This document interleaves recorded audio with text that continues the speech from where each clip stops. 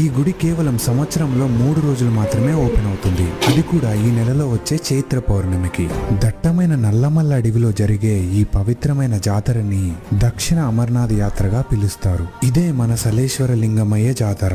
ఇక్కడుండే చెంచులు ఈ శివయ్యని లింగమయ్య అని ప్రేమగా పిలుచుకుంటారు. అలాగే వచ్చే భక్తులు కూడా వస్తున్నాం లింగమయ్య అంటూ యాత్రని మొదలు పెడతారు. ఇక్కడ శివయ్య ఈ లోతైన లోయలో స్వయంభుగా వెలిశాడు. సలేశ్వర లింగమయ్యని చేరుకోవడానికి ఒక భక్తి ఉంటే సరిపోదు, ఎంతో పట్టుదల కూడా కావాలి. ఎందుకంటే ఇది పులులు తిరిగే అడవిలో చేసే ఒక కష్టమైన ప్రయాణం. ఈ గుడిని చేరుకోవడానికి ఫరహాబాద్ ఫారెస్ట్ గేట్ నుంచి 16 కిలోమీటర్లు మన వెహికల్స్ లో ట్రావెల్ చేయాలి. అక్కడ నుంచి 3 కిలోమీటర్లు ఈ లోతైన లోయలోకి దిగాలి. ఇక్కడికి వచ్చే ఎంతో మంది భక్తులు ఈ మొత్తం యాత్రని కాలినడకతో పూర్తి చేస్తారు. ఈ లోయని చూసినప్పుడు మనకి ఒక నమ్మలేని అద్భుతంలా అనిపిస్తుంది. నిజంగా ఇది ఒక కైలాసం. ఇలాంటి అనుభూతి మనకి వేరెక్కడా దొరకదు. అలాగే ఈ లోయలో ఎంతో